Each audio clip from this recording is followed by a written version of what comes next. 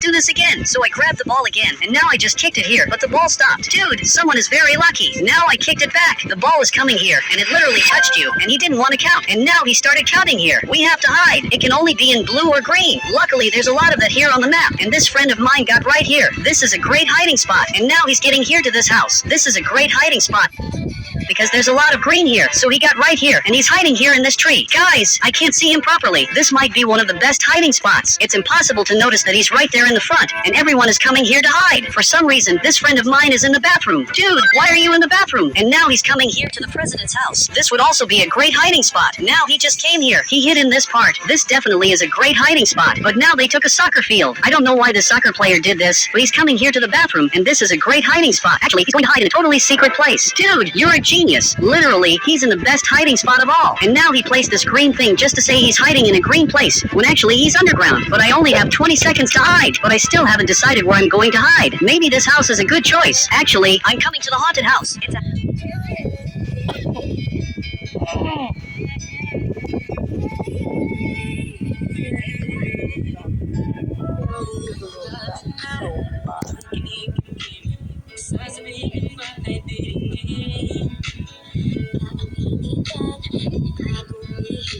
Pag-ibig mo ay tangi kong hiling.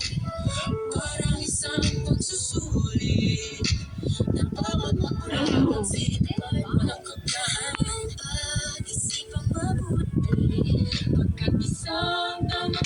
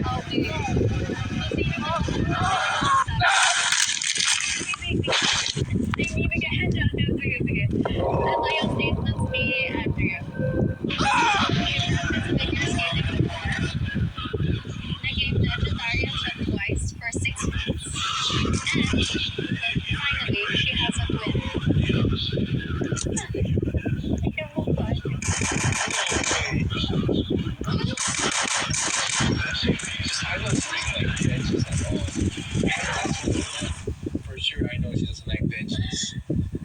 Because I asked her before, it's just like, you don't eat veggies? No.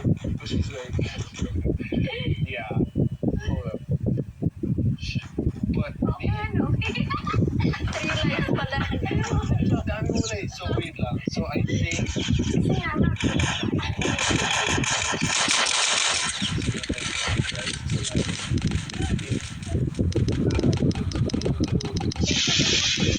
Has two truths and one lie. The other has paper dots pero pineleven.